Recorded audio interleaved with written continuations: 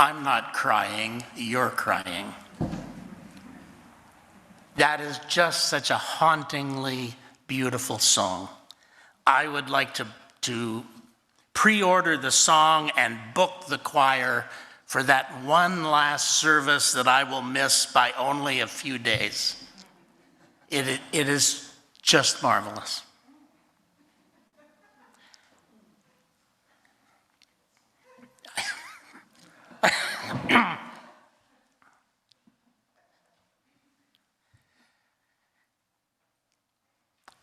Nature and the environment have been close to the heart of Unitarian thought for generations.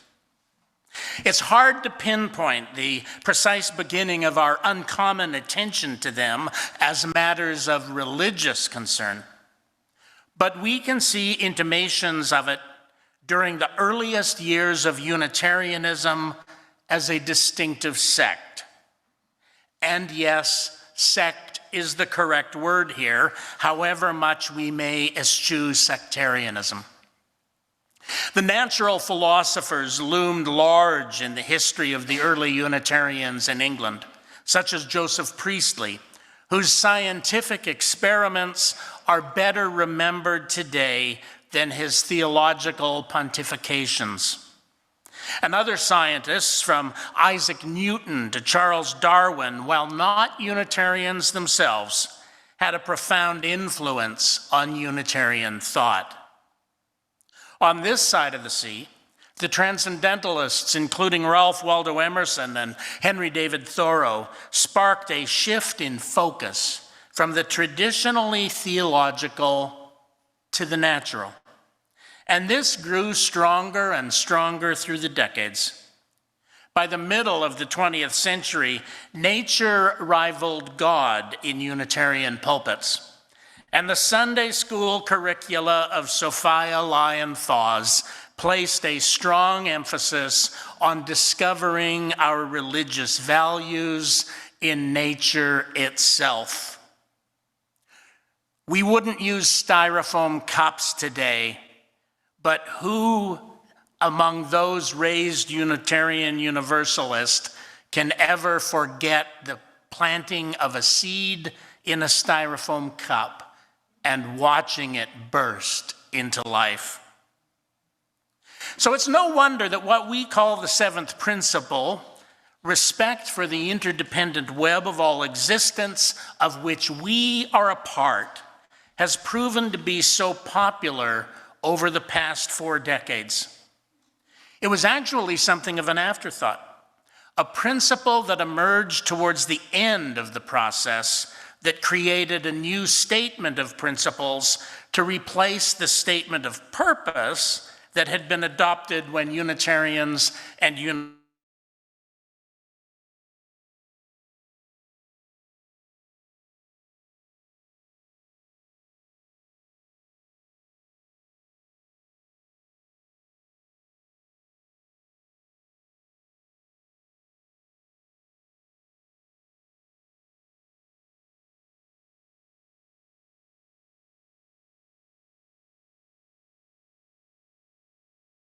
as the philosophical basis for our association in 1985, a statement of principles that was grounded upon earlier statements while also marking a departure from them. The 7 principles that were adopted were arranged in a particular order. We have what is arguably the most abstract basis of union for any religious community. And a quick glance at our principles, or values if you prefer, might lead the casual observer to conclude that they are presented randomly, like the universe itself appears to us, but that is not the case. These affirmations are organized more or less from the individual to the comprehensive and inclusive, from the particular to the universal, from the inherent worth and dignity of every person, you, me, and the people outside, to respect for the interdependent web of all existence. Over the years, many Unitarian Universalists have come to treat the principles almost as though they came as some sort of revelation. And the zeal with which they are sometimes referred to and affirmed can seem to undermine our claim to be a tradition without creed. But that's a sermon for another day. For now, it's enough to acknowledge that the principles, as we currently articulate them, are a relatively recent innovation, and that the seventh proved to be especially popular, having tapped into deeply held values about nature, the environment, and the obviously interdependent qualities of all that exists, whether or not we choose to describe it as creation. In many ways, the seventh principle has come to occupy the place once held by God in the beliefs of Unitarian Universalists today. Respect for the interdependent web of all existence is something we can all agree on pretty much, theist and atheist alike, as something of supreme value, even though by describing it as a web, we are in fact employing a metaphor. This begs the question, if the web of all existence is a metaphor, and the idea of God is likewise a metaphor, why are most Unitarian Universalists comfortable with one, but alienated by the other? I love the web imagery. In fact, I am descended from linen weavers in Germany who spent the better part of 300 years at their looms earning a living because, well, I suspect it was easier work than working out in the fields.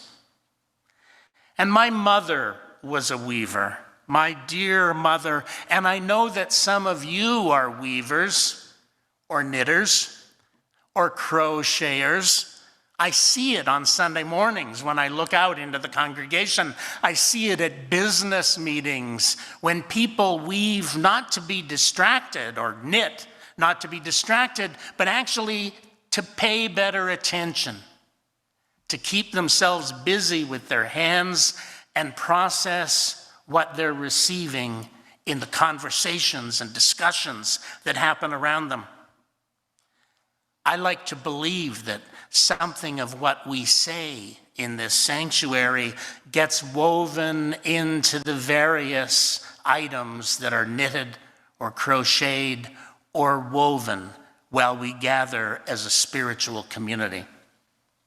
So as metaphors go, weaving and webs are good metaphors to use.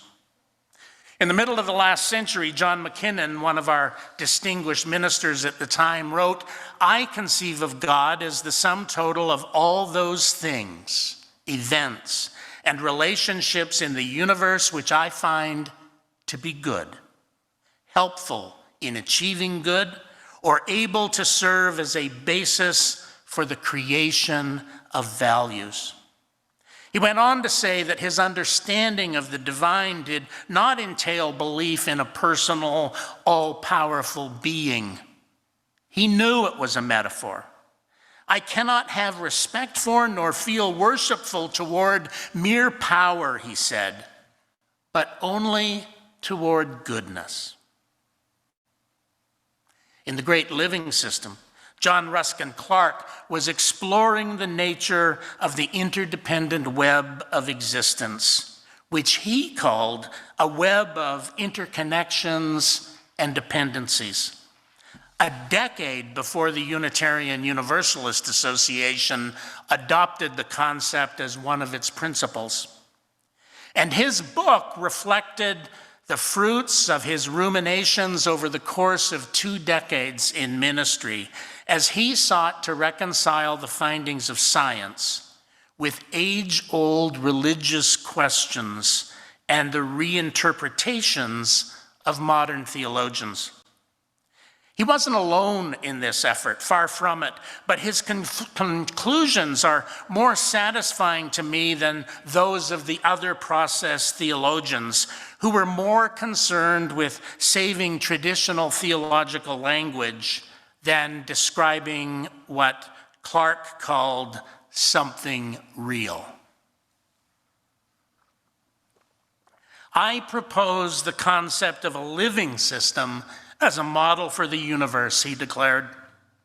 The premise of my speculation is that the process of evolution issues in a continuity of being and implies a unity of being which, when certain dynamic relations are observed, can be visualized as a great living system, rather than as mere congeries of events. In other words, as a web, a weaving, a fabric of existence that we in part create.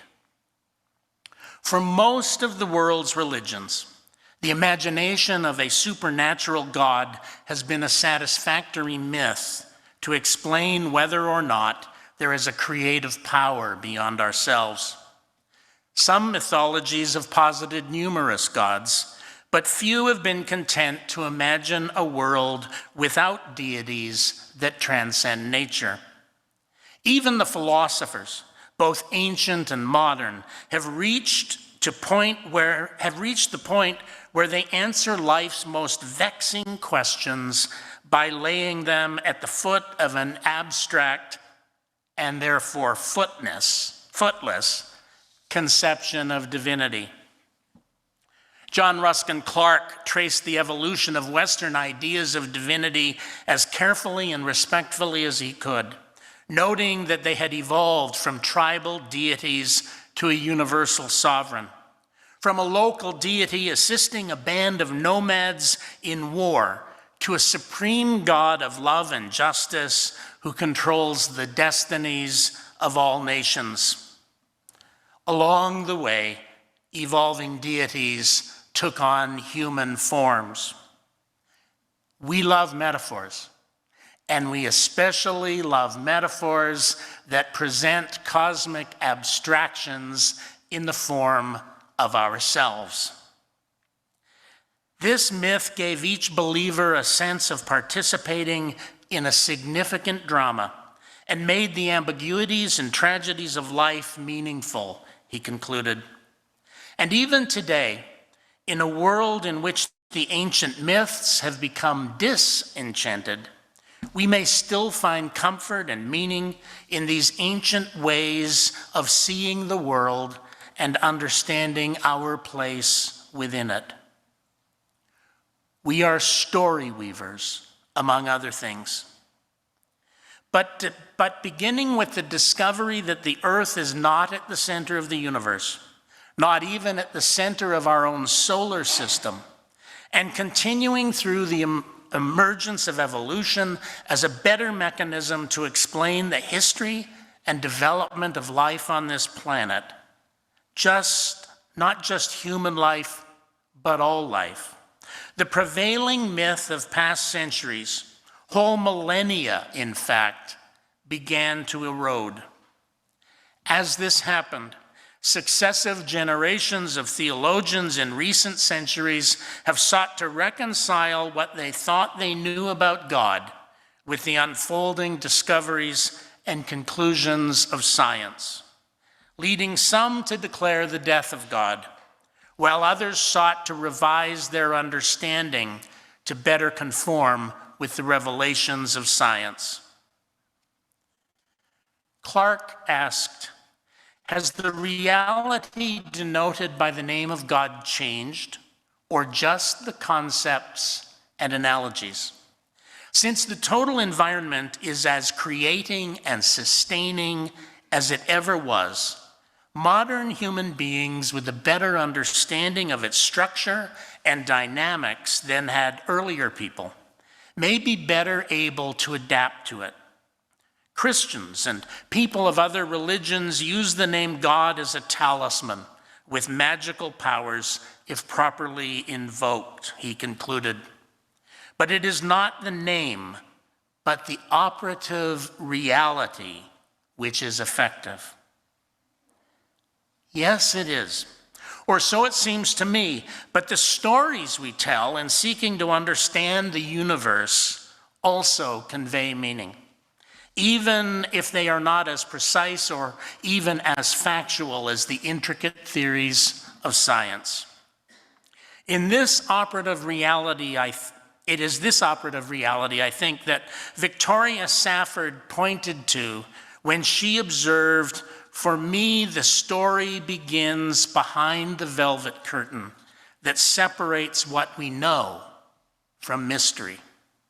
This is the story of the universe, the cosmology of stars and suns and life and no life, all of which I call creation, even though I know of no creator.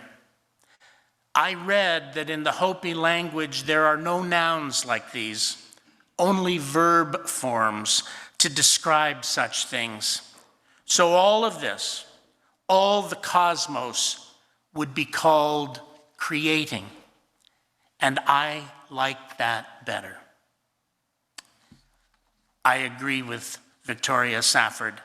I like it better too, which is one of the reasons that the myth, the metaphor of a great cosmic web speaks to me so profoundly. In presenting his argument for the great living system, alongside Paul Tillich's understanding of God as the ground of our being, or James Luther Adams' argument that God is the commanding, transforming reality of our lives, whatever it may be, John Ruskin Clark provided us with common ground, another metaphor, for theists and humanists alike. When we consider the anthropomorphic metaphors our neighbors use to understand creation, as did our own spiritual ancestors, we should remember that our own arachnomorphic understanding of the cosmos is itself a metaphor, a particularly good and satisfying one in my estimation, but a metaphor nonetheless. How many have found their peace and comfort in the contemplation of the order of the world, whether manifested in the unvarying movement of the stars or revealed in the unvarying number of the petals and stamens and pistils of the smallest forget-me-not, asked Max Mueller. How many have felt that to belong to this cosmos, to this beautiful order of nature, is something at least to rest upon, something to trust, something to believe when everything else has failed? It is the interdependent web of all existence of which we are a part and which counts us. Please join in a special hymn that we have today. It is, what they call on CBC a mashup, but I would dignify with kind of the more imposing assertion that it is a magnificent arrangement of Earth Was Given as a Garden and Blue Boat Home, which Kelly created for us today in keeping with the theme of the service.